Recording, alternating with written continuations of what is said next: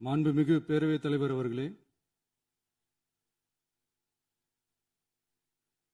மாபெரும் தலைவர்கள் வழிநடத்திய மாண்பும் மாபெரும் வரலாற்று சிறப்பு கொண்ட இந்த சட்டமன்ற பேரவையின் 17வது சட்டமன்ற பேரவைக்கு நம்மையும் நம்ம தமிழக வெற்றி கழகத்தை சார்ந்த சட்டமன்ற உறுப்பினர்களையும் தேர்ந்தெடுத்து அனுப்பின நிரந்தரமாக என் நெஞ்சில் குடியிருக்கும் தாயன்புமிக்க தமிழக மக்கள் அனைவருக்கும் என்னுடைய மனப்பூர்வமான நன்றிகள். 17வது சட்டமன்ற கூட்டத்தொடரின் முதல் ஆளுநர் உரையின் மீதான நன்றி தெரிவிக்கும் தீர்மானத்திற்கு பதிலுரை வழங்க வாய்ப்பளித்த மாண்புமிகு பேரவைத் தலைவருக்கு நம் வணக்கத்தை தெரிவித்துக் கொள்கிறோம். மாண்புமிகு பேரவைத் தலைவர் அவர்களே, இந்த 17வது மாமன்றத்தில் அதிகப்படியான 12 கட்சிகளை சேர்ந்த பிரதிநிதிகள் தேர்ந்தெடுக்கப்பட்டிருக்கும். நாம கொள்கை ரீதியாகவும் நிலைப்பாடு ரீதியாகவும் வேறுபட்டு இருந்தாலும் மக்கள் பணி செய்வதுதான் நம்ம எல்லாருக்கும் பிரைமரியா இருக்கிற ஒரே எய்ம். அந்த வகையில தான் நம்ம எல்லாருமே நம்ம மக்களால் அங்கீகரிக்கப்பட்டு சட்டமன்றத்திற்கு வந்திருக்கிறோம். அதனால நாம கருத்தால் வேறுபட்டாலும் மக்கள் சேவை என்ற நோக்கத்தில் நம்ம மாநிலம் சார்ந்த விஷயங்கள்ல நாம எல்லாரும் ஒன்றிணைந்து பயணிச்சா நம்ம தமிழ்நாடு என்னைக்கும் எதிலையும் முதன்மை மாநிலமாக திகழும். ஆளுநர் உரைக்கு நன்றி தெரிவிக்கும் தீர்மானத்தில் பேசின மாண்புமிகு உறுப்பினர்களுக்கு நன்றி. எதிர்த்து பேசினாதான் எதிர்கட்சின்னு ப்ரூவ் பண்ண முடியும்னு நினைச்சுக்கிட்டு பேசின எதிர்கட்சியை சேர்ந்த எதிர்கட்சி தலைவர் உள்ளிட்ட மாண்புமிகு உறுப்பினர்களுக்கும் வணக்கமும் நன்றியும். பதிலுரை வழங்குற அதே நேரத்தில் நம்மளை சட்டமன்ற உறுப்பினராக தேர்ந்தெடுத்த பெரம்பூர் தொகுதி மக்களுக்கு நம்மளோட நெஞ்சார்ந்த நன்றிகள். அதே மாதிரி ராஜினாமா பண்ணிட்டாலும் நம்மளை தேர்ந்தெடுத்த திருச்சி கிழக்கு மக்களுக்கும் இந்த மன்றத்தில் நம்மளோட நன்றியை பதிவு செய்கிறோம். அப்புறம் நம்மளோட அரசியல் பயணத்தை பற்றியும் கொஞ்சம் பதிவு செய்ய விரும்புகிறோம். நாம் ஏதோ ஷூட்டிங்லேருந்து நேராக வந்து சிஎம் ஆன மாதிரியே சில பேர் ஒரு இமேஜ் கிரியேட் பண்ணுறாங்க. அவங்களுக்கு அவங்க ஆசைப்படுற லாங்குவேஜ்லேயே சொல்கிறோம், அது வெறும் ரீல் தான், ரியல் கிடையாது. ஒரு சாதாரண நடிகனாக நம்ம கெரியர் தொடங்குச்சு. அப்புறம் அப்படியே சின்சியராக உழைச்சி மேலே வந்தோம். நம்ம கெரியரில் நாம் மேலே வந்ததுக்கு இந்த விஜய் ஒருத்தன் மட்டுமே காரணம் இல்லை, அவனோட உழைப்பு மட்டுமே காரணம் இல்லை. இந்த விஜயோட உழைப்புக்கும் உயர்வுக்கும் பின்னாடி இருக்கிற ஒட்டுமொத்த தமிழ்நாட்டு மக்களோட அன்பும் அரவணைப்பும் தான் காரணம். ஒவ்வொரு வீட்டில் இருக்க ஒவ்வொருத்தரும் நம்மளை அவங்க வீட்டில் ஒருத்தனா ஏற்றுக்கிட்டது தான் நமக்கு கடவுளும் மக்களும் தந்த மிகப்பெரிய வரம். அதுக்காகவே கடவுளுக்கு சமமான நம்மளோட சொந்தங்களான தமிழக மக்கள் அனைவருக்கும் மீண்டும் மீண்டும் நன்றி. இப்படி நம்மளை தாயன்போடு அள்ளி அரவணைச்ச தமிழ்நாட்டு மக்களுக்கு நாம் எப்படியெல்லாம் துணையாக இருந்தோம், எப்படியெல்லாம் மக்களோட மக்களா இருந்தோம்னு சொல்றேன். 1990ஸ்லயே ரசிகர் மன்றமா இருந்தப்பவே மக்களுக்கு துணையா நிற்க ஆரம்பிச்சோம்.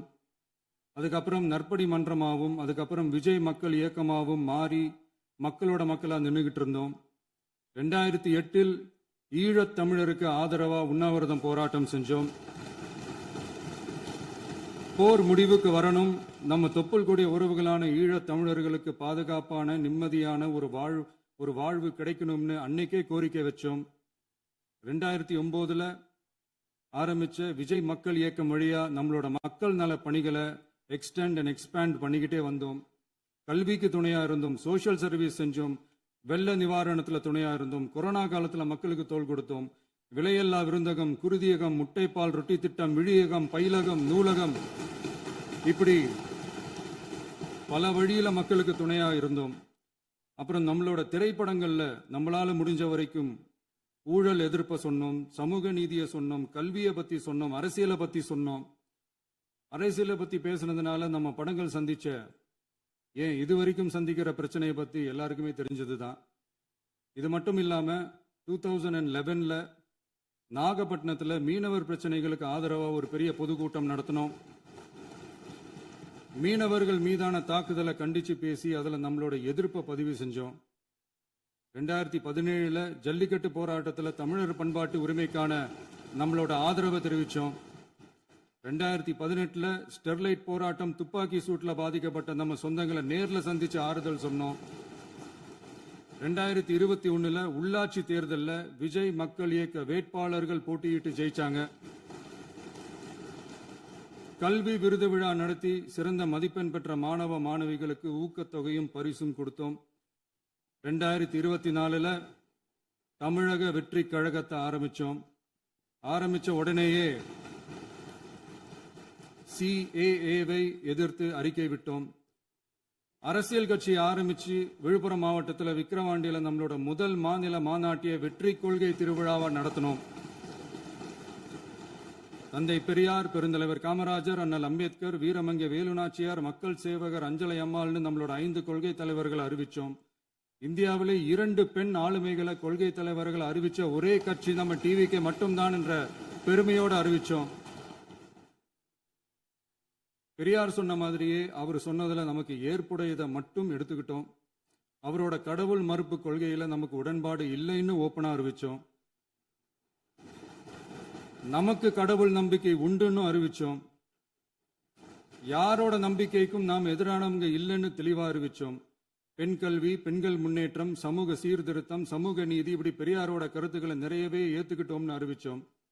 அண்ணல் அம்பேத்கரோட சம வாய்ப்பு, சமநீதி, சமத்துவத்தை ஃபாலோ பண்ணுவோம்னு அறிவிச்சோம். பெருந்தலைவர் காமராஜரோட மதச்சார்பின்மையை ஏத்துக்கிட்டதோட அவரோட நேர்மையான நிர்வாகத்தையே ஒரு கொள்கையா ஏத்துக்கிட்டோம்னு அறிவிச்சோம். வீரமங்கை வேலு நாச்சியாரோட மண் மீட்பையும் சமூக நல்லிணக்கத்தையும் பின்பற்றுவோம்னு அறிவிச்சோம். மக்கள் சேவகர் அஞ்சலை அம்மாளோட விடுதலை வேட்கையையும் மக்களோட வாழ்வாதாரத்துக்காக உறுதியாக நிற்கிறதையும் பின்பற்றுவோம்னு சொன்னோம். எல்லாருக்கும் எல்லாமும் கிடைக்கணும், எம் மதமும் நம் மதம்னு சொல்லி மதச்சார்பற்ற சமூக நீதி தான் நம்ம கொள்கைன்னு அறிவிச்சோம். நம்ம கொள்கை எதிரி யாரு, அரசியல் எதிரி யாருன்னு ஓப்பனா அறிவிச்சோம். எல்லாத்துக்கும் மேல பிறப்புக்கும் எல்லா உயிருக்கும்ன்றத நம்மளோட அடிப்படை அரசியல் கோட்பாட்டா அறிவிச்சுட்டு தான் அரசியலுக்கே வந்தோம். நம்ம மதுரை மாநாட்டில் நம்மளோட தேர்தல் அரசியல் மற்றும் ஆட்சி அதிகார அரசியல் வழிகாட்டியா அறிஞர் அண்ணாவையும் புரட்சி தலைவர் எம்ஜிஆரையும் ஏத்துக்கிட்டதா அறிவிச்சோம். அப்புறம் இன்னனையும் நாம இங்க பதிவு செஞ்சே ஆகணும். எல்லாரும் கட்சி ஆரம்பிச்சுட்டு தான் ஒவ்வொரு வீட்டுக்குள்ளேயும் போவாங்க. ஆனா நாம ஒவ்வொரு வீட்டுக்குள்ளேயும் போனதுக்கு அப்புறம் தான் கட்சியவே ஆரம்பிச்சிருக்கிறோம். ஒவ்வொரு வீட்டில் ஒவ்வொருத்தரும் நம்மள அவங்க பிள்ளையா, மகனா, அண்ணனா, தம்பியா ஏத்துக்கிட்டதும் இயல்பா நடந்துச்சு. தமிழ்நாட்டு மக்களோட மனசுக்குள்ள போறதுக்கு நாம பட்ட பாடு நமக்கு மட்டும்தான் தெரியும். இதெல்லாம் புரிஞ்சாலும் புரியாத மாதிரி இருக்கிறவங்க தான் நம்மள நடிகன் என்று சொல்லியும் நம்ம கட்சிய நடிகன் கட்சின்னு சொல்லியும் சில நக்கல், நையாண்டி இதெல்லாம் பேசுவாங்க. அதை பத்தி நமக்கு கவலை இல்லைன்னு. இப்படி நம்ம அரசியல் பயணம் ரொம்ப டிரான்ஸ்பரண்டா தான் ஆரம்பிச்சிருக்கு. இந்த 2026 தேர்தலில் கூட்டணியே இல்லாமல் தனியா நின்னோம். மக்கள் நம்மள தெளிவா புரிஞ்சுக்கிட்டதாலையும் நம்ம டிவிகே தோழர்களோட உழைப்பாலையும் நாம 35% வாக்குகளை வாங்கினோம். 1,72,00,000 வாக்குகளோட தமிழ்நாட்டிலேயே தனி பெரும் கட்சியா வந்தோம். தமிழக மக்களாலையும் நம்மளோட ஆதரவு இயக்கங்களாலையும் இதோ இன்னைக்கு இங்க நம்ம டிவிகே ஆளும் கட்சியா உட்கார்ந்துருக்கிறோம். இந்த ஆளும் கட்சியா ஆனதும் அவ்வளவு சாதாரணமாலாம் நடந்துடல. 2.25 வருஷத்துல ஆட்சிக்கு வந்துட்டீங்கன்னு ரொம்ப கிண்டலா கேலியா சிலர் பேசுறாங்க. எங்களோட இந்த 2.25 வருஷ டிராவல்ல எவ்வளவு வலியும் வேதனையும் இருக்குது. நம்மளோட மக்கள் சந்திப்புக்கே அவ்வளவு இடையூறு, அவ்வளவு தடைகள், ஊர் உலகத்துல யாருக்கும் இல்லாத ஒன்னா நமக்கு மட்டுமேன்னு தனியா ஸ்பெஷலா எக்ஸ்க்ளூசிவா நிறைய நிபந்தனைகள், நெருக்கடிகள், கட்டுப்பாடுகள், நம்மளை சந்திக்க வர்ற மக்களுக்கு சரியான பாதுகாப்பு இல்லாம, நம்ம கூட்ட நிகழ்ச்சிக்கு போதுமான பாதுகாப்பு இல்லாமன்னு இன்னும் வெளியே சொல்ல முடியாத நிறைய சூழ்ச்சிகள் எல்லாத்தையும் தாண்டி தான் நாம் இந்த இடத்துக்கு வந்திருக்கிறோம். But still miles to go. நம்ம டிராவல்ல எல்லாத்துக்கும் உச்சமா நம்மளோட சொந்தங்கள், நம்மளோட உறவுகள், 41 பேர் கரூர் சம்பவத்தில் இழந்த வேதனை எல்லாம் எப்படி சொல்றதுனே தெரியல. நம்ம மனசை விட்டு என்னைக்கும் அந்த வலியும் வேதனையும் நீங்கவே நீங்காது. அதுலயும் நம்ம மேலேயே பழி போட்ட கொடுமையெல்லாம் இருக்கும் பாருங்க, அதெல்லாம் வேற லெவலுங்க.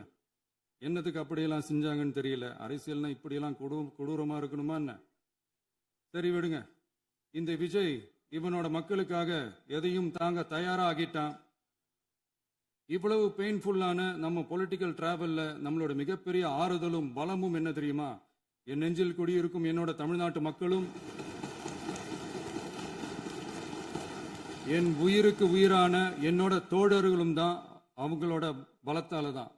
அன்னைக்கு 1967ல முன்னாள் முதல்வர் மாண்புமிகு அறிஞர் அண்ணா அவர்கள் தலைமையில் அமைஞ்ச சாமானியர்களோட ஆட்சி மாதிரி 1977ல முன்னாள் முதல்வர் மாண்புமிகு புரட்சித் தலைவர் எம்ஜிஆர் அவர்கள் தலைமையில் அமைஞ்ச மிக சாமானியர்களோட ஆட்சி மாதிரி இதோ இன்னைக்கு அதே வரிசையில 2026 சட்டமன்ற தேர்தலில் இந்த விஜயோட தோழர்கள் இடம்பெற்ற ஒரு மிக மிக சாமானியர்களின் ஆட்சி அமைஞ்சிருக்கு. வாகை சூடும் வரலாறு திரும்பி இருக்கிறது. இப்படி ஒரு தீர்ப்பை மக்கள் அளிச்சதுனாலதான் தமிழக வரலாற்றில் ஒரு மகத்தான கூட்டணி ஆட்சியை நாம் அமைச்சிருக்கிறோம். இளைஞர்களால என்ன செய்ய முடியும், பெண்களால என்ன செய்ய முடியும்னு கேட்டவங்களுக்கான பதில் தான் இன்னைக்கு அமைஞ்சிருக்கிற நம்ம ஆட்சி. ஒரே ஒரு குடும்பம் மட்டும் முக்கியம்னு சொல்றது நம்மளோட ஆட்சி அதிகார அரசியல் இல்ல. தமிழ்நாட்டில் இருக்கிற ஒவ்வொரு குடும்பமும் முக்கியம்னு சொல்றது தான் நம்ம அரசியல். நம்மளோட ஆட்சி அதிகாரம் அதான் நம்மளோட மனசாட்சி உள்ள மக்களாட்சி. இந்த 2026 தேர்தலில் யாராலும் உடைக்கவே முடியாதுன்னு சொன்ன மதத்தை உடைச்சோம், சாதியை உடைச்சோம், முக்கியமா காசு கொடுத்து ஓட்டு வாங்குற ஒரு நச்சு கலாச்சாரத்தையே சுக்கு நூறா தூள் தூளா உடைச்சிருந்தோம். நாம கிளீன் கவர்னன்ஸ் அண்ட் குட் கவர்னன்ஸ்ல உறுதியா இருக்கிறோம். இப்ப மட்டும் இல்ல, எப்பவுமே இப்படிதான் இருப்போம். இதுல 100% இது உண்மைன்றதுனாலதான் பாரம்பரியமான தினத்தந்தி பத்திரிகை ஊழலின் ஊற்றுக்கண் அடைக்கப்படுகிறதுன்னு 16/6/2026 அன்னைக்கு ஒரு தலையங்கமே எழுதியிருக்கு. ஒரு தவறு செய்தால் அது தெரிந்து செய்தால் அவன் தேவன் என்றாலும் விடமாட்டேன் என்று எம்ஜிஆர் அன்று பாடினார். அதை இன்று விஜய் செயலில் காட்டுகிறார்னு அந்த எடிட்டோரியல்ல எழுதியிருக்கு. இந்த நேரத்தில் தினத்தந்திக்கு நம்மளோட நன்றியை தெரிவிச்சுக்கிறோம். அரசியலுக்கு வந்து 2 வருஷம் தான் ஆகுது. உங்களுக்கு என்ன தெரியும், உங்களால என்ன முடியும்னு கேலியா கேட்டவங்களுக்கு தினத்தந்தியோட பதிலை இப்போதைக்கு போதும்னு நினைக்கிறேன். என்னென்னமோ செய்வான்னு சொல்றானே இந்த விஜய், பல வருஷமா இருக்கிற ஒரு பதவி வெறி பிடிச்ச அரசியலை உடைச்சி எப்படி செய்வான்னு நம்ம மக்களை யோசிச்சிருவாங்க. இதோ இப்போ நம்ம மக்களுக்கு புரிஞ்சிருக்கும். இப்பவும் சொல்றோம், இது வெறும் ஆரம்பம் தாங்க. இந்த மாபெரும் சபையிலிருந்து கேட்கிற மக்களே, நமக்கு கொஞ்சம் அவகாசம் கொடுங்க. இதுக்கு முன்னாடி, அதாவது 2017 கடைசியில இருந்து 2026 ஏப்ரல் வரைக்கும் இருந்த புண்ணியவான்கள் ஆட்சியில ஒவ்வொரு டிபார்ட்மெண்ட்லயும் போட்ட ஏராளமான ஓட்டைகளை அடைச்சிக்கிட்டே படிப்படியா மக்களுக்கு நல்லதையும் செஞ்சுக்கிட்டே வருவோம். அதனாலதான் நமக்கு எதிரா யார் யாரோ சேரவே மாட்டாங்கன்னு நினைச்சவங்க எல்லாம் ஒன்னா சேர்றாங்க. நம்ம ஆட்சிக்கு டேட்டு குறிக்கிறாங்க.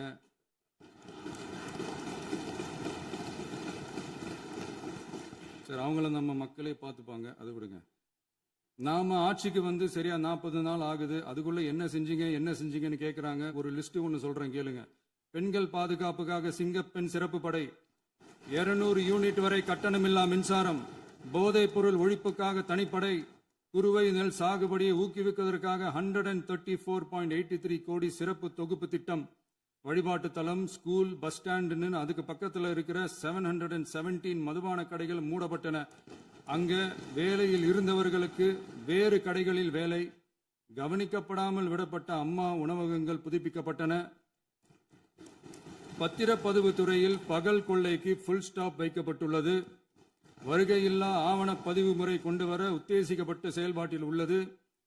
அரசு மற்றும் தனியார் மருத்துவமனையில் ஸ்கேன் மையங்களில் கருவுறுவதற்கு முன் மற்றும் பின் ஏற்படும் தவறுகளை கண்காணிக்கவும், மருத்துவ நிறுவனம் முறைப்படுத்தும் சட்ட விதிகள் பின்பற்றப்படுகிறதா என கண்காணிக்கவும், மருத்துவ மற்றும் ஊரக பணிகள் இயக்கத்தின் பயன்பாட்டிற்காக 40 புதிய வாகனங்கள் வழங்கப்பட்டுள்ளது. கூட்டுறவு வங்கியின் ஏழை எளிய மக்கள் வாங்கிய கடனுக்கு முதல் முத்தாய்ப்பாக ரூபாய் 2045 கோடி தள்ளுபடி வழங்கி ஆணையிடப்பட்டுள்ளது. ஒன்றிய அரசிடம் கேட்டுக்கொண்டதற்கிணங்க கடந்த 2 வருடமாக நிறுத்தி வைக்கப்பட்ட இருந்த ஜல் ஜீவன் மிஷன் திட்டம் புதுப்பிக்கப்பட்டு ஜல் ஜீவன் மிஷன் திட்டம் 2.0 நடைமுறைக்கு கொண்டு வரப்பட்டுள்ளது. 18,500 கோடி அளவில் உறுதியளிக்கப்பட்ட காஞ்சிபுரம் மாவட்டத்தில் மைய விரிவாக்க திட்டம், கோயம்புத்தூரில் மின்னணு பொருட்கள் மற்றும் மின்னணு அமைப்புகள் உற்பத்தி திட்டம், மற்றும் திருவள்ளூர் மாவட்டத்தில் காட்டுப்பள்ளி எல்என்டி கப்பல் கட்டும் தளம் விரிவாக்க திட்டத்திற்கு ஒப்பந்தங்கள் போடப்பட்டுள்ளன. அனைத்து நிர்வாக நடவடிக்கைகளும் மின்னணு முறையில் மாற்றம் கொண்டு வர நடவடிக்கை எடுக்கப்பட்டு வருகிறது. சட்டவிரோத கல்குவாரி மற்றும் அனுமதியின்றி கனிமங்களை எடுத்துச் செல்வது தடுக்கப்பட்டுள்ளது. பல்வேறு குவாரிகள் சீல் வைக்கப்பட்டுள்ளன. கனிமங்களை கண்காணிப்பது, எல்லைகளை நிர்ணயிப்பது மற்றும் ஆளில்லா விமானம் மூலம் அளவீடு செய்வது போன்றவற்றை செயல்படுத்துவதற்கான பணிகள் மேற்கொள்ளப்பட்டு வருகின்றன. அனைத்து துறைகளிலும் அலுவலர் தலையீடு இல்லாமல் லஞ்ச லாவண்யமற்ற தமிழகத்தை உருவாக்க அனைத்து நடவடிக்கைகளும் முடுக்கிவிடப்பட்டுள்ளது.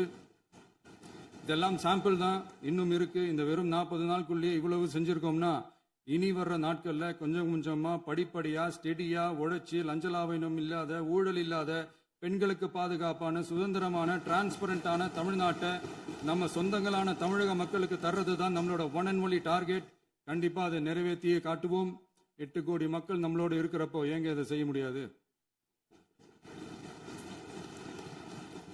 மாண்புமிகு பேரவைத் தலைவர் அவர்களே, தமிழ்நாட்டின் கருவூலம் எப்படி திசை மாறி உருமாறி தேய்ந்து ஓய்ந்து கிடைக்கிறதுன்னு சொன்னாங்க. திசை மாறி உருமாறி தேய்ந்து ஓய்ந்துன்னு வசனம் மாதிரி ரைமிங்கா இல்லாம வளமான இலக்கியமா இதே சபையில பேசினவங்களோட திறமையான ஆட்சியில நடந்த நிதி மேலாண்மையை பத்தி வெள்ளை அறிக்கையா வெளியிட்டோம். வெள்ளை அறிக்கை வந்ததிலிருந்தே கண்ணை கட்டுதுங்க. அந்த காலத்துல தான் பிள்ளையோ பிள்ளை, தொல்லையோ தொல்லைன்னு சொன்னாங்க. அதே மாதிரி தாங்க அவங்க ஆட்சியாலையும் அவங்களாலையும் இன்னைக்கு தமிழ்நாட்டுக்கே தொல்லையோ தொல்லை. இப்படி ஒரு நிலைமையை உண்டாக்கி வச்சுட்டு இவங்க சொல்றாங்க நமக்கு ஆட்சி செய்ய தெரியாதுன்னு. நம்ம அமைச்சர்களுக்கும் நம்ம சட்டமன்ற உறுப்பினர்களுக்கும் ஒன்னும் தெரியாதுன்னு. ஆமாங்க, எங்களுக்கு தெரியாதுதான். எங்க சட்டமன்ற உறுப்பினர்களுக்கும் அமைச்சர்களுக்கும் மக்கள் பணி செய்ய தெரிஞ்ச அளவுக்கு மக்கள் பணத்தை சுருட்ட தெரியாதுதான்.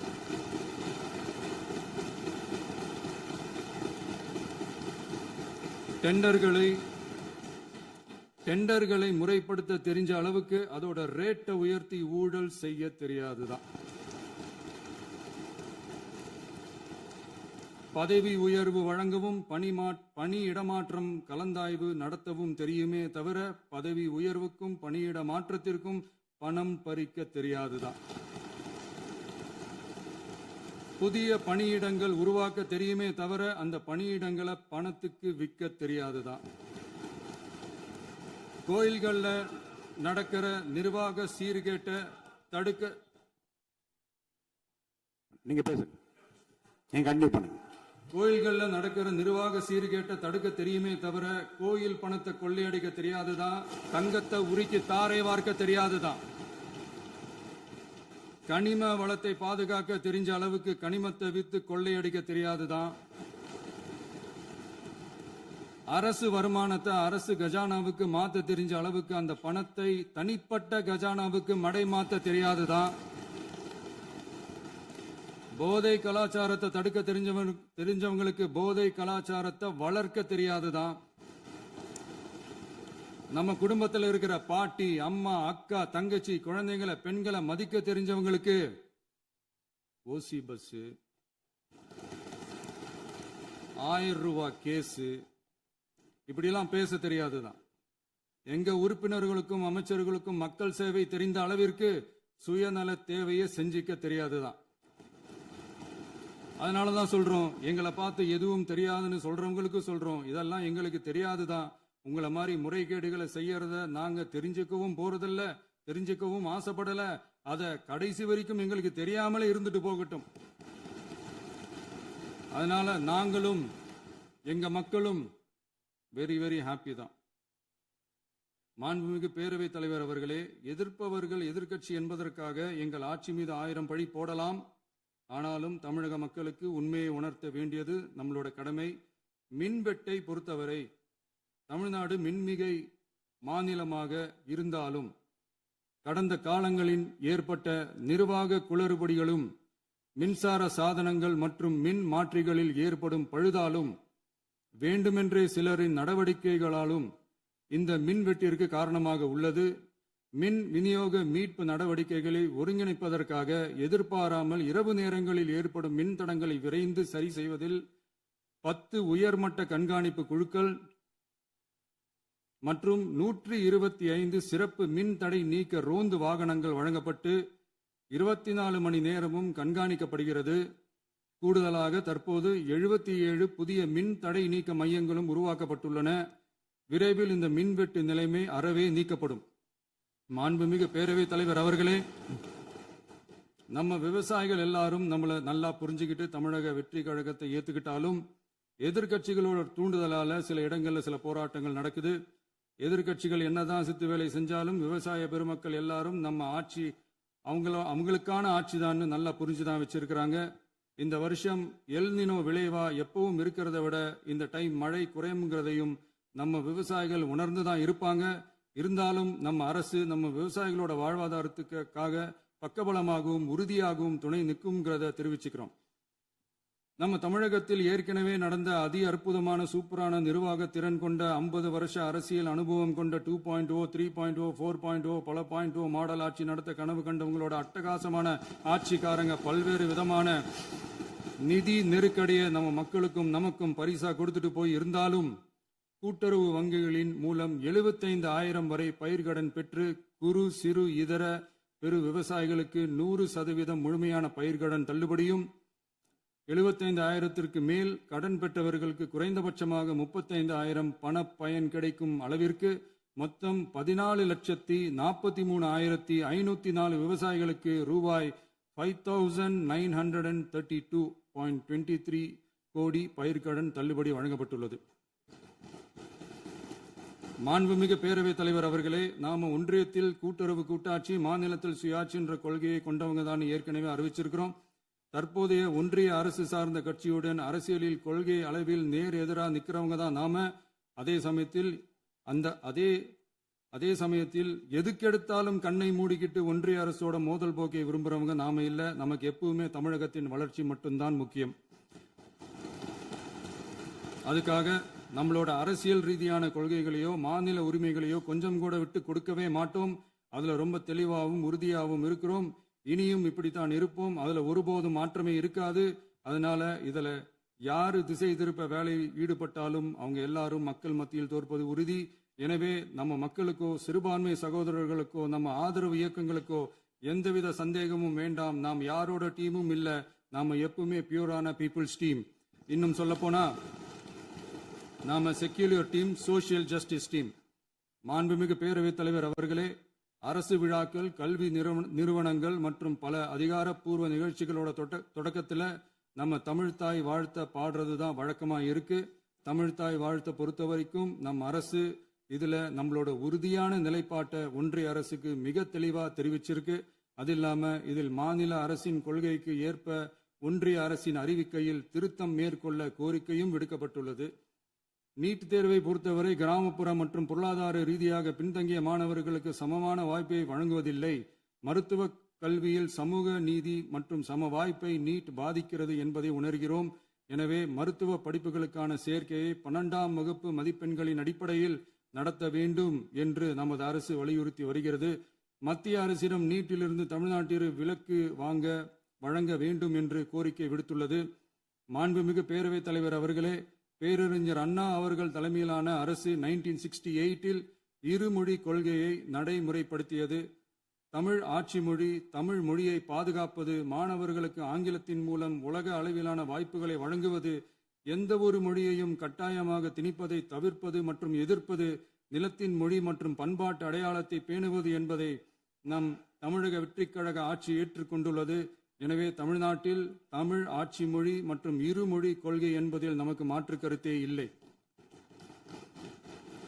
மாண்புமிகு பேரவைத் தலைவர் அவர்களே, கடந்த 11/6/2026 அன்று நடந்த நிதி ஆயோக் கூட்டத்தில் தமிழ்நாடு அரசின் சார்பாக கலந்து கொண்டு வறுமையற்ற தமிழ்நாடு இயக்கம் உருவாக்க தேவையான நிதியையும், தமிழ்நாட்டுக்கு 2 எய்ம்ஸ் மருத்துவமனைகளை தருமாறும், மருத்துவம் மற்றும் பல் மருத்துவ படிப்பிற்கு 12ஆம் வகுப்பு மதிப்பின் அடிப்படையில் இடங்களை நிரப்புதல் குறித்தும், செயற்கை நுண்ணறிவு தொடக்க நிறுவன வளர்ப்பு மையங்கள் தமிழ்நாட்டில் அமைக்கவும், இளைஞர் திறன் மற்றும் வேலைவாய்ப்பு இயக்கம் செயல்படுத்த வேண்டியும், பெண்கள் தலைமையிலான வளர்ச்சி குறித்தும், மீனவ சமுதாயங்களின் வாழ்வாதாரம் மற்றும் மீன்பிடி படகுகள் மற்றும் மீனவர்களை விடுவித்தல் குறித்து நிரந்தர நடவடிக்கை எடுக்க வேண்டியும், காலநிலை தாங்கும் தன்மை பெருந்திட்டம் 2045 கீழ் விண்வெளி உற்பத்தி மையத்தை தேசிய விண்வெளி உற்பத்தி மையமாக அறிவிக்க கோரியும், தமிழ்நாட்டில் சாலை போக்குவரத்து, நெடுஞ்சாலை மற்றும் ரயில்வே அமைச்சகத்தின் மேம்பாட்டு குறித்தும், அனைத்து கிராமங்களையும் டிஜிட்டல் இணைப்பு வசதி ஏற்படுத்துதல் குறித்தும், கூட்டு குடிநீர் திட்டம் தொடரவும்,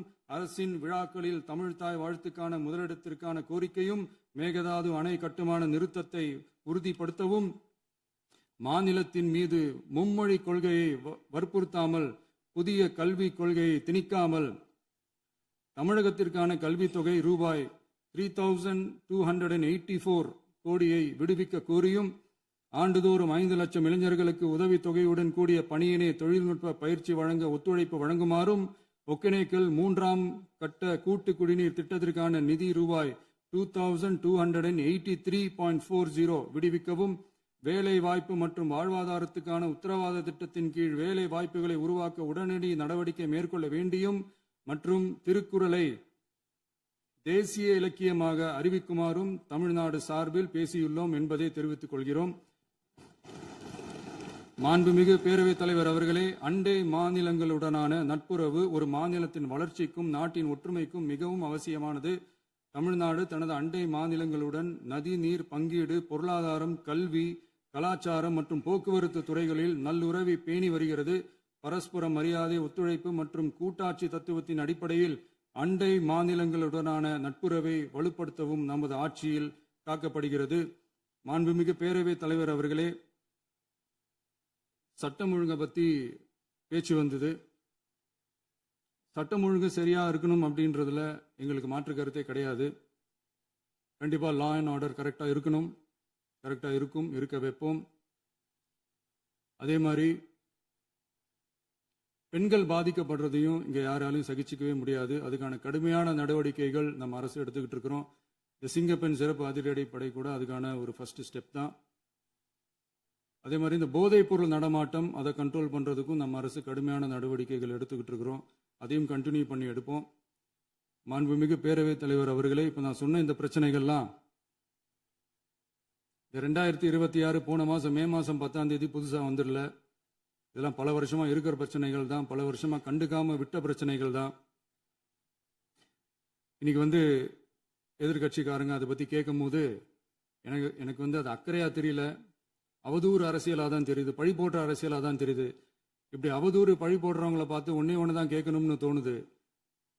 கடந்த 9-10 மாசமா நம்ம ஸ்டேட்ல சட்டம் ஒழுங்கு டிஜிபியே இல்லை. சட்டம் ஒழுங்கு டிஜிபியை போடுங்கன்னு சொல்லி எல்லாம் ஓஞ்சி போயிட்டோம். போன ஆட்சியில் நடந்ததுக்கெல்லாம் இப்பதான் விடையே கண்டுபிடிக்கிறோம் நம்ம ஆட்சியில்.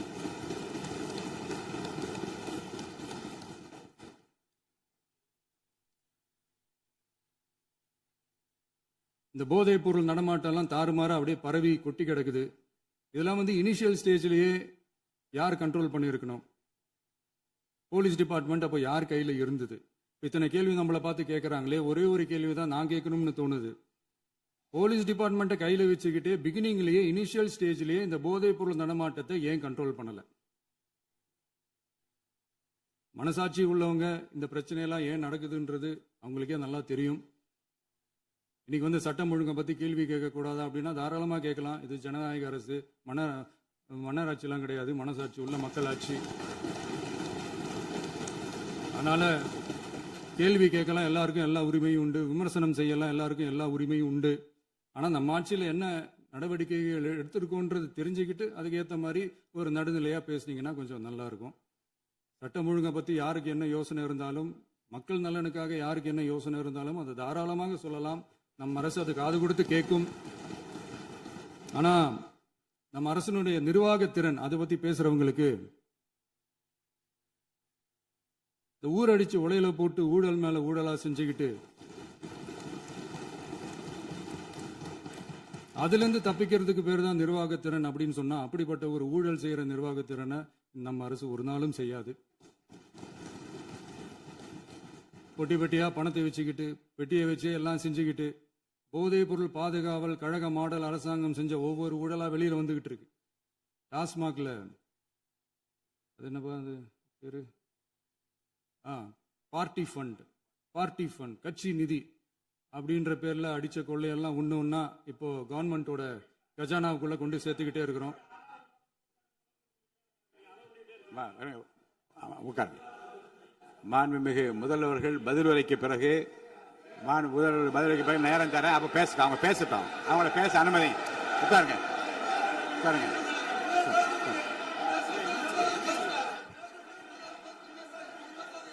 மாண்புமிகு அலோவ் பண்றேன் உட்காருங்க. மாண்பு உறுப்பினர்கள் நீங்க இங்க உட்காருங்க, அமைதியா உட்காரு. நீங்க எல்லாம் உட்காருங்க.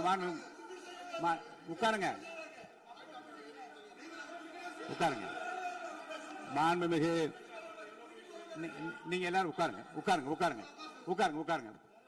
அமைதியா உட்காருங்க. இருங்க, உட்காருங்க. அப்புறம் நீங்க என்ன ஒரு பிறகு பேசினால் அழகாக இருக்கும். அவை முன்ன பள்ளி கல்வித்துறை அமைச்சர். மாண்புமிகு பேரவைத் தலைவர் அவர்களே, அவர் ஒரே ஒரு வார்த்தையை தான் சொன்னார். பார்ட்டி ஃபண்ட் என்ற வார்த்தையை கேட்டு எதிர்க்கட்சி நண்பர்கள் கோபப்படுகிறார்கள். ஆனால் அதன் மீது உங்களுக்கு பாயிண்ட் ஆஃப் ஆர்டர் தருவதாகவும் நீங்கள் வந்து சட்டப்பேரவைத் தலைவர் சொல்கிறீர்கள். நேற்றைய தினம் இதே போல வெற்றி தலைவர் அவர்களினுடைய வழிகாட்டில் வளர்ந்த நாங்கள் சகிப்புத்தன்மையோடு அவர்கள் பல வார்த்தைகள் சொன்னார்கள்.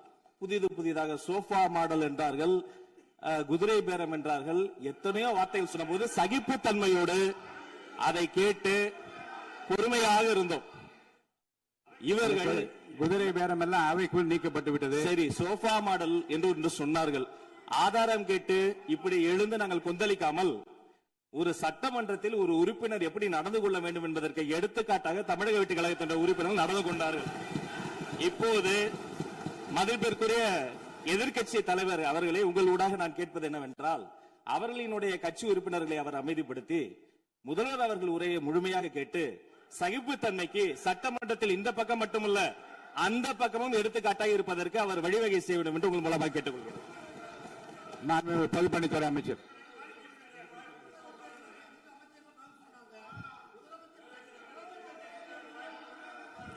மாண்புமிகு பேரவைத் தலைவர் அவர்களே,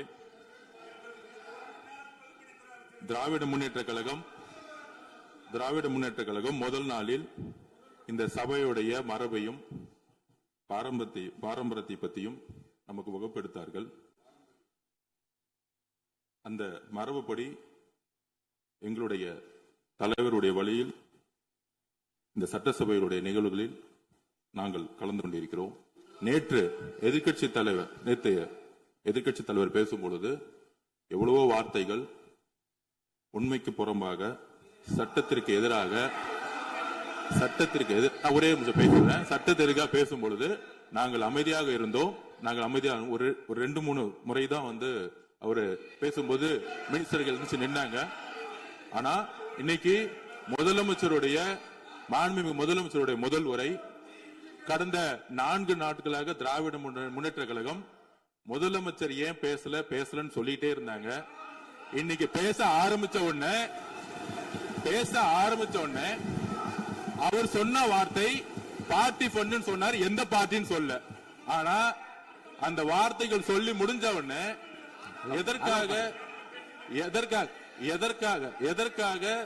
எதற்காக முதலமைச்சருடைய பேச்ச இவங்க வந்து குறுக்கிடுறாங்கன்னு தெரியல. நீங்கள் சொன்னது மாதிரி முதலமைச்சர் பேச வேண்டும். பேசிய பின்பு கருத்துகளுக்கு பதிலளிக்க அவர்கள் பதிலளிக்கும், நாங்களும் பதிலளிக்க தயாராக இருக்கிறது பதிவு பண்றோம். மாண்புமிகு முதலமைச்சர் அவர்கள்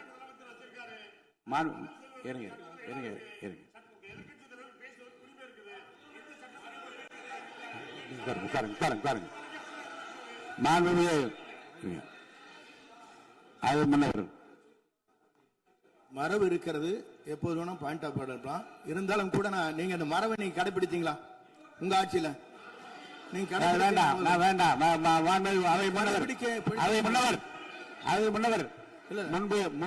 முன்பு எப்படி நடந்தால் என்பதை பற்றியோ முன்பு நடந்த நிகழ்வுகள் பற்றியோ நீங்கள் சொல்லி மீண்டும் இந்த அவையினுடைய மாண்பை குறைக்க வேண்டாம் என்று நான் கேட்டுக்கொள்ள வேண்டாம். இப்போது உள்ள பிரச்சனை, மாண்பு முதலமைச்சர் அவர்கள் தன்னுடைய பேச்சை உறுதி செய்து முடிக்க வேண்டும். அவர் முடித்த பிறகு எதிர்க்கட்சி தலைவருக்கு நான் நிச்சயமாக வாய்ப்பு தருவேன். அவர் கேள்வி கணைகளை தொடுக்கலாம், சந்தேகங்களை கேட்கலாம், விளக்கம் தருவதற்கு மாண்பு முதலமைச்சர் அவர்கள் தயாராக இருக்கின்றார். அமைதியாக அமரும்படி நான் கேட்டுக்கொள்கிறேன். இப்ப நான் அனுமதிக்க முடியாது. மாண்பு முதலமைச்சர் உரையை தொடரலாம்.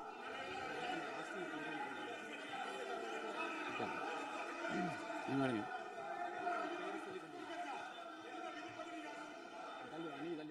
மாண்புமிகு உறுப்பினர் ஆஸ்டின் உங்க இடத்துல போய் உட்காருங்க. மாண்புமிகு உறுப்பினர் ஆஸ்டின், நீங்க ஒரு மூத்த உறுப்பினர், சபை விதிகளை நன்கு தெரிந்த ஒரு உறுப்பினர், நீங்க போய் இடத்துல உட்காருங்க. முதல்ல மாண்புமிகு முதலமைச்சர் அவர்கள் உரையை தொடரலாம்.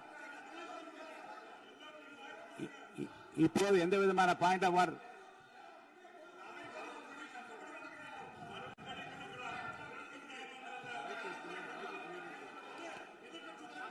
நான் வாய்ப்பு இல்லை என்று சொன்னால் நீ எழுந்து நிற்பதிலே நியாயம் இருக்கிறது. உட்காருங்க. வாய்ப்பு உறுதியாக எதிர்க்கட்சி தலைவருக்கு பாயிண்ட் ஆஃப் ஆர்டர் மட்டுமல்ல, உட்கார்ந்து அவர் பேசிய பேச்சுக்களை என்னென்ன இருங்க, என்ன என்ன என்ன என்ன என்ன உங்களுக்கு சந்தேகம் இருக்கிறதோ, வினாக்கள் இருக்கிறதோ அதை நீங்க கேட்கலாம். அவர் பதில் சொல்வதற்கு தயாராக இருக்கிறார். பேசி முடிக்கின்ற வரை அமைதி காக்கும்படி உங்களை நான் கேட்டுக்கொள்கிறேன். மாண்புமிகு எதிர்க்கட்சி தலைவர் முழு ஒத்துழைப்பை நீங்கள் தர வேண்டும் என்று நான் எதிர்பார்க்கிறேன்.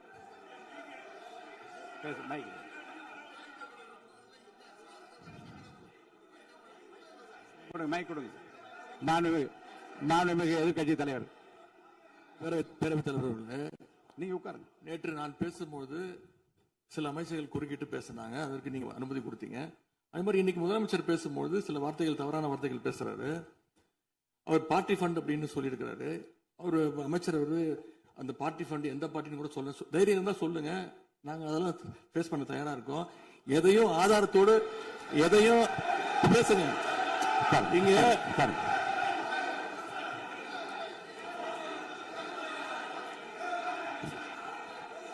அது மாதிரி பேரவைத் தலைவர் அவர்களே, நேற்று நான் பேசி முடிஞ்சோடனே நீங்க அவை முடிஞ்சிருச்சுன்னு சொல்லிட்டீங்க.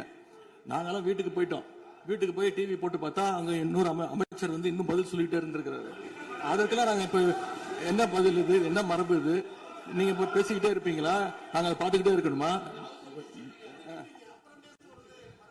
அதே மாதிரி இன்னைக்கு முதலமைச்சர் அவர்கள் பேசும்போது நாங்களும் அமைதியா கேட்டுட்டு தான் இருந்தோம். ஆனா சில கருத்துக்கள் அவர் பேசும்போது அதை நாங்க அனுமதிக்க முடியாது. ஆதாரத்தோடு ஏதாவது பேசணும்னா, குற்றச்சாட்டுகள் சொல்லும் போது ஆதாரத்தோடு சொன்னீங்கன்னா அதை நாங்க ப்ரூவ் பண்றதுக்கு தயாராக இருக்கு. மாண்புமிகு உறுப்பினர் அவர்கள் இருங்க. நேற்று மாண்புமிகு எதிர்க்கட்சி தலைவர்கள் பேசியதும், மாண்புமிகு பொதுப்பணித்துறைகள் பேசியதும் ஆதாரம் இல்லாமல் பேசக்கூடாது என்று நான் சொன்னேன். ஆய்வு செய்து நீக்கப்பட வேண்டியது நீக்கும் என்று சொன்னேன். இப்போது மாண்புமிகு முதல்வர் அவர்கள் பேசி முடிக்கட்டும். நீங்கள் கூறிய கருத்துப்படி அதில் ஆதாரங்கள் இல்லாத குறிப்பாக இருந்தால் அது நீக்குவதற்குரிய உரிமை எனக்கு இருக்கிறது. ஆய்வு செய்து நான் நடவடிக்கை எடுப்பேன். இப்போது மாண்புமிகு முதலமைச்சர் அவர்கள் பேசலாம். இந்த டாஸ்மாக் மாதிரியே பல டிபார்ட்மெண்ட்லயும், மறுபடியும் சொல்றேன், கட்சி நிதின்ற பேர்ல அடிச்ச கொள்ளைய ஒன்னா கவர்மெண்டோட கஜானாக்குள்ளேயே கொண்டு சேர்த்துக்கிட்டே இருக்கிறாங்க. இப்பவும் சொல்றேன், மக்கள் பணத்துல இருந்து ஒரு பைசா கூட தொடமாட்டோம், தொடவும் விடமாட்டோம், தொட்டா விடமாட்டோம், இதுக்கு முன்னாடி தொட்டவங்களையும் விடமாட்டோம்.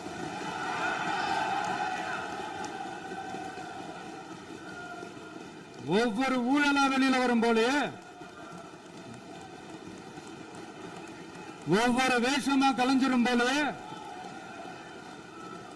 இங்க இருக்கிற நிறைய பேரு நடுங்கி போய்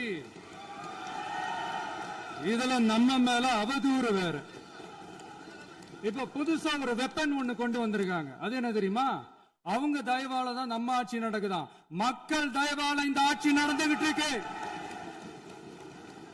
மனசாட்சி உள்ள சக்திகளோட ஆதரவால இந்த ஆட்சி நடந்துகிட்டு இருக்கு. நாங்க தான் அனுப்பி வச்சோம் அப்படின்றாங்களே. அனுப்பி வச்சவங்களுக்கு மினிஸ்ட்ரியில இடம் கொடுத்தா ஏன் கதறீங்க? ஏன் இவ்வளவு கோபம்? ஏன் இவ்வளவு கதறல்? இதுல இன்னொரு முக்கியமான விஷயம், மார்க்சிஸ்ட் கம்யூனிஸ்ட் கட்சி நமக்கு ஆதரவு கொடுத்தது சுயேட்சையா எடுத்த முடிவுன்னு சொல்றாங்க. அதே மாதிரி இந்திய கம்யூனிஸ்ட் கட்சி நமக்கு ஆதரவு கொடுத்தது சுயேட்சையா எடுத்த முடிவுன்னு சொல்றாங்க. இதுல எங்க இருந்து நாங்க தான் அனுப்பி வச்சோம்னா புரியலையே. மக்களுக்கு நல்லா புரியும். எல்லாத்தையும் தெளிவா பார்த்துக்கிட்டு இருக்கிறாங்க.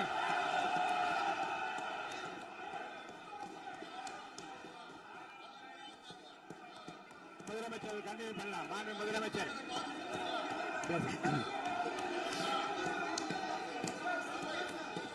மா- மாண்பு மாண்பு மாண்பு முதலமைச்சர் நீ கண்டினியூ பண்ணலாம். கண்டினியூ நீ கண்டினியூ பண்ணலாம். நீ கண்டினியூ பண்ணலாம்.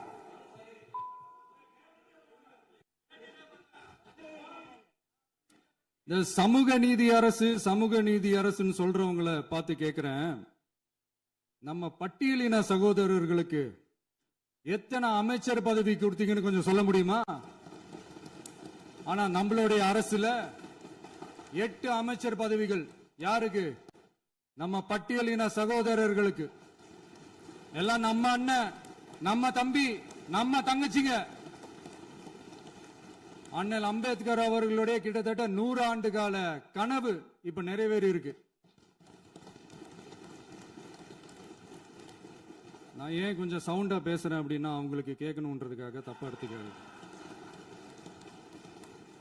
அதே மாதிரி பெண்களோட பாதுகாவலர் நாங்க தான் அப்படின்னு சொல்லிக்கிறவங்கள கேட்கிறேன். எத்தனை பெண்களுக்கு அமைச்சர் பதவியில இடம் கொடுத்தீங்க கொஞ்சம் சொல்ல முடியுமா?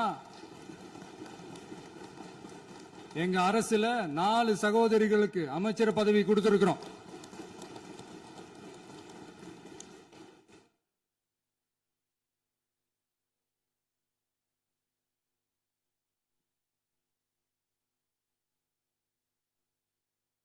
அதனால மக்களால் நிராகரிக்கப்பட்டு மக்களால் அகற்றப்பட்டவங்களுக்கு ஒன்னே ஒன்னு சொல்லிக்கிறோம். தப்பே செய்ய மாட்டோம், ஊழலே செய்ய மாட்டோம், நேர்மையா தான் இருப்போம், நியாயமா தான் இருப்போம் அப்படின்னு சொல்றவங்களால மட்டும்தான் கூட்டணி ஆட்சி அமைக்க முன்வரும். ஆட்சியிலையும் பங்கு, அதிகாரத்திலையும் பங்கு கொடுக்க முன்வரும். ஊழல்லையே ஊறி போனவங்களால இந்த கூட்டணி ஆட்சியோ ஆட்சியிலையும் பங்கோ அதிகாரத்திலையும் பங்கு கொடுக்க முன்வராது. மெஜாரிட்டி இருந்தாலும் தரமாட்டாங்க, மெஜாரிட்டி இல்லைனாலும் தரமாட்டாங்க. கேட்டா ரெடிமேடா ஒரு பதில் ஒண்ணு வச்சிருப்பாங்க, கூட்டணி ஆட்சியை மக்கள் விரும்ப மாட்டாங்கன்னு. அதே மக்கள் தான் இப்ப அவங்கள பார்த்து சிரிக்கிறாங்க. நான் பதவி ஏத்த அன்னைக்கு கொஞ்சம் டைம் அவகாசம் கேட்டேன். எதுக்கு கேட்டேன்? நிதி நிலைமைலாம் கொஞ்சம் மோசமா இருக்குது, அதெல்லாம் கொஞ்சம் சரி செஞ்சுக்கிட்டே படிப்படியா கொஞ்சம் கொஞ்சமா நான் கொடுத்த வாக்குறுதிகள்லாம் செயல்படுத்துவேன், அதுக்காக கொஞ்சம் டைம் அவகாசம் கேட்டேன். நான் ஏதோ வேற எதுக்காகவோ வேற யாருக்காகவோ ஏதோ அவகாசம் கேட்ட மாதிரி. அடுத்து இங்க சபையில இல்லாதவங்களை பத்தி பேச வேண்டாம்னு நினைக்கிறேன்.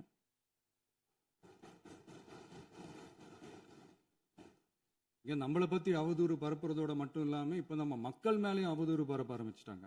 மக்கள் நமக்கு ஓட்டு போட்டது தப்பான், குடும்பமா நமக்கு ஆதரிச்சது தப்பான். இது இப்ப இல்ல, நான் சொல்றது எம்ஜிஆர் அவர்கள் காலத்திலிருந்தே. அப்பவே அவர் ஜெயிச்சப்போ அதே மக்களை தப்பா பேசுறது. மக்கள் என்ன பண்ணிட்டாங்க, எம்ஜிஆர் என்ன பண்ணிட்டாரு, எம்ஜிஆர் என்ன இது பண்ணிட்டாரு. 50 வருஷமா ஒரே டெக்னிக்கா.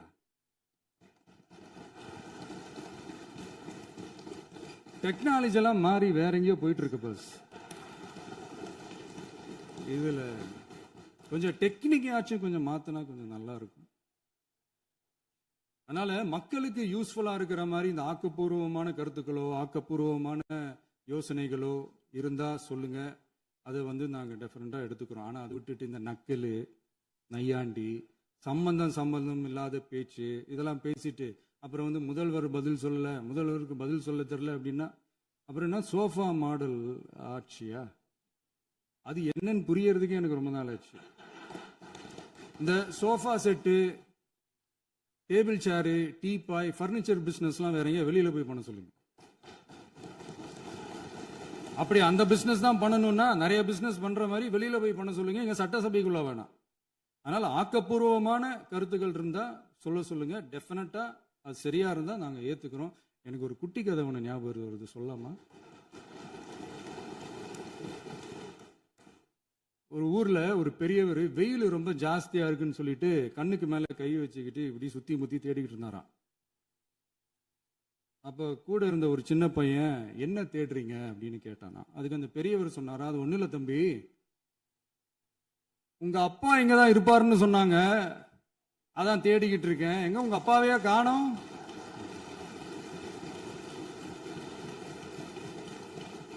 இல்ல அந்த எங்களுக்கும் நக்கலா நையாண்டியா சம்பந்தம் இல்லாத குட்டி கதை இதெல்லாம் எங்களுக்கும் பேச தெரியும். அந்த கதையில பெரியவர் அப்படி சொன்னாராம், தப்பா எடுத்துக்காதீங்க. அந்த கதையில பெரியவர் அப்படி கேட்டாராம். அதனால யாரும் இங்க டென்ஷன் ஆக வேணாம். அதனால இன்னொரு இந்த என்னுடைய உரையை முடிக்கிறதுக்கு முன்னாடி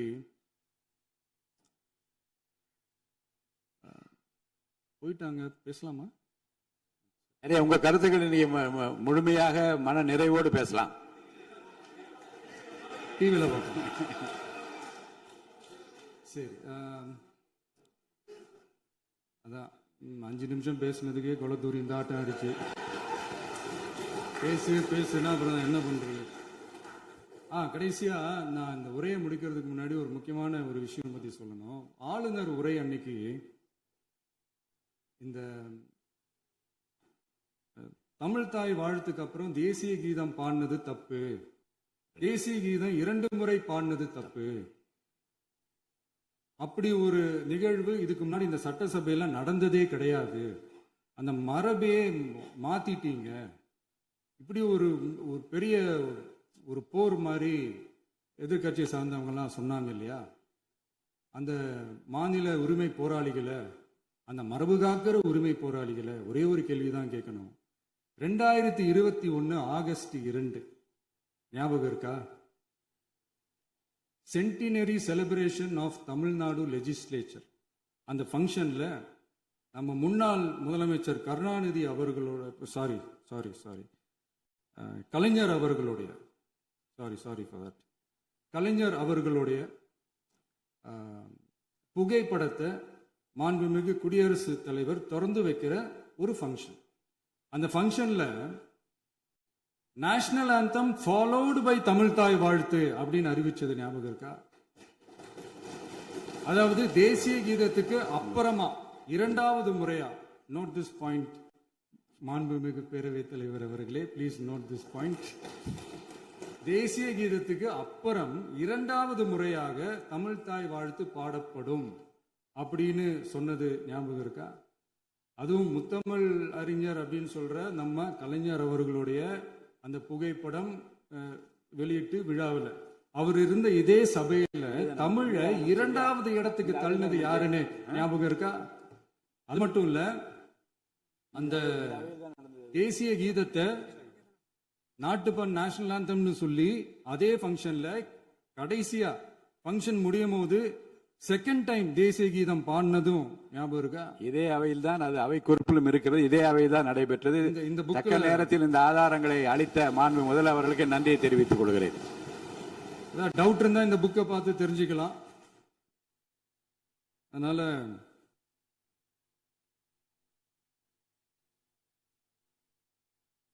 இதெல்லாம் கேட்டா என்ன சொல்லுவாங்கன்னா, அது ஜனாதிபதி கலந்துகிட்ட ஃபங்க்ஷன், அதெல்லாம் அப்படிதான், அதெல்லாம் கண்டுக்க கூடாது அப்படின்னு சொல்லுவாங்க. இதே மாதிரிதான் பேசுறது ஒண்ணு, செய்யறது ஒண்ணு, பேசுறது ஒண்ணு. இதெல்லாம் மக்கள் பார்த்துக்கிட்டு இருக்காங்க. எலெக்ஷனுக்கு முன்னாடி தான் அப்படி செஞ்சுக்கிட்டு இருந்தாங்க, இப்போ எலெக்ஷனுக்கு அப்புறம் அதே தான் செய்யறாங்க. இந்த விஜயையும் சாமானியர்களின் உண்மையான சமூக நீதி அரசையும் அவமானப்படுத்துறதுக்கு தான் அவங்களோட அந்த பொலிட்டிக்கல் சீனியாரிட்டி அது பயன்படுத்துது போல. சரி, செய்யட்டும், நல்லா செய்யட்டும். இப்போ ஆனாலும் நம்மளுடைய மாநில உரிமை, மொழி உரிமை, உத்தம உத்தரர் போல வேஷம் போடுற எதிர்கட்சிக்கு ஒன்றை மட்டும் ஆணித்தரமாக சொல்றோம். உங்களை மாதிரி தமிழ்னு சொல்லிக்கிட்டு, மொழி, பண்பாடு, கலாச்சாரம்னு சொல்லிக்கிட்டு ரெட்டை வேஷம் போடுறவங்க நாங்க கிடையாது. உலகெங்கும் வாழும் என் தமிழ் சொந்தங்களுக்கு நம்முடைய உத்தரவாதம் தமிழ் தான் எங்க உயிர் நாடி அப்படின்றத மறக்க மாட்டோம். இப்பவும் சொல்றோம், மாநில உரிமையில எப்பவும் உறுதியா இருப்போம். அதே சமயத்துல அரசியல் வேற, ஒன்றிய மாநில அரசுகளுக்கு இடையே இருக்கிற நிர்வாக அணுகுமுறை வேற. இதுல நாங்க ரொம்ப தெளிவா இருக்கிறோம். அதனால எங்களுக்கு பாடம் எடுக்கிறதா நினைச்சுக்கிட்டு உங்க வேஷத்தை நீங்களே கொஞ்சம் கொஞ்சமா கலைச்சிக்கிட்டே வரீங்க, மறந்துடாதீங்க. அப்புறம் நேத்து எதிர்கட்சி தலைவர், மாண்புமிகு எதிர்கட்சி தலைவர் பேசும்போது நிறைய பேசினாங்க. அதுல ஒண்ணு மட்டும், அரசு சொல்றதா நினைச்சுக்கிட்டு நம்மளை இன்டைரக்டா ஈவில் அப்படின்ற அந்த வார்த்தையை யூஸ் பண்ணாங்க. எனக்கு ஒண்ணே ஒன்று தான் சொல்லணும்னு தோணுது. ஈவில்ஸ்னு டெவில்ஸ் பேசக்கூடாது.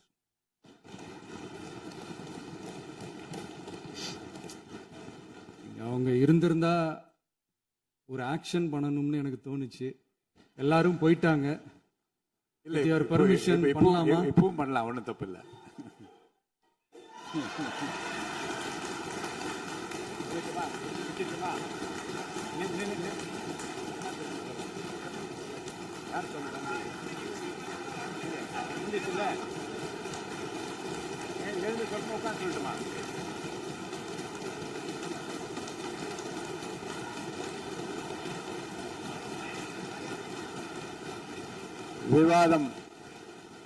விவாதம் முடிவுற்றது.